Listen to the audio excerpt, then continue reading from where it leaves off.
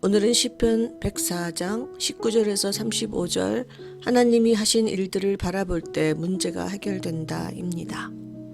해와 달이 뜨거워지는 너무나 당연한 자연 현상들은 모두 하나님이 정하신 것입니다. 조금의 오차가 있어도 인간은 이 지구상에 생존할 수 없습니다. 밤이 되면 짐승들은 나와 먹이를 구하고 해가 돋으면 사람들이 나와 일하는 것도 모두 하나님이 정하신 대로입니다. 이 세상의 모든 만물들이 하나님이 정하신 질서 속에 있습니다. 너무나 당연하고 자연스러운 일이라 우리는 생각하지도 않고 지나가는 모든 일들이 다 하나님의 은혜입니다. 해와 달이 멈추거나 땅과 바다가 잠깐만 흔들려도 인간과 인간이 만든 모든 것은 사라집니다. 주께서 낯을 숨기신즉 사람들은 떨고 주께서 호흡을 거두신즉 사람들은 죽어 먼지로 돌아갑니다. 그러면 주의 영은 다시 창조하시고 지면을 새롭게 하시는데 그 행하시는 일들로 말미암아 여호와는 즐거워하신다고 합니다. 하나님은 이 세상에서 사람들이 돈을 벌며 살아가는 일에 관심 있으신 것이 아니고 이 세상의 질서에 초집중하십니다. 하나님은 우리를 눈동자처럼 지키시지만 우리가 잘 먹고 잘 사는지를 보시는 것이 아니라 우리가 하나님의 질서 속에 사는가를 보십니다. 하나님의 창조의 질서 속에서만 산다면 우리의 삶은 부하건 가난하건 건강하건 아프건 성공한 삶입니다. 하나님은 이 세상이 하나님이 정한 질서대로 돌아가는 것을 즐거워하신다고 시편 기자는 쓰고 있습니다. 하나님은 우리가 뭘 먹고 뭘 입는지를 보시는 것이 아니라 땅을 보시고 산들을 만지십니다. 그리고 그 창조 질서를 우리가 노래하며 찬양하며 살기를 바라십니다. 우리가 잘 먹고 잘 사는 것을 바라시는 것이 아니라 그 창조 질서를 즐겁게 노래하며 살기를 원하십니다.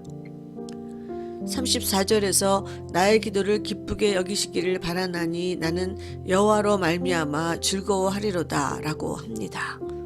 하나님으로 말미암아 즐거워할 때 하나님은 우리의 기도를 기쁘게 여기신다는 것 같습니다. 우리가 하나님이 하신 일들을 보고 감사하며 즐거워할 때 우리 삶에 먹고 사는 문제들이 저절로 해결될 수 있다는 것 같습니다. 살아가며 자식이나 배우자나 동료들의 문제만을 죽어라 바라보지 말고 눈을 들어 산을 보고 바다를 보며 하나님의 질서를 즐거워하며 감사할 때 그 모든 문제들이 사라지며 내 삶이 하나님의 질서 속에서 매일 새로워질 수 있습니다. 우리는 지금 눈앞에 이 문제, 돈 문제, 자식 문제, 건강 문제만 해결되면 행복해질 거라고 착각하지만 우리 삶 전체가 하나님의 질서 속에 있지 않으면 결국 우리의 삶은 실패입니다. 우리가 정말 하나님의 질서 속에 있다면 설사 우리 삶이 가난하고 우리 육신이 병들었다 해도 우리의 삶은 성공입니다. 하나님은 그것을 통해 일하실 것이기 때문입니다. 우리가 하나님만으로 기뻐하고 즐거워할 때 하나님이 우리의 기도를 들어주시는 것이 아니라 우리의 영혼이 기도를 통해 하나님의 질서를 찾아가게 됩니다.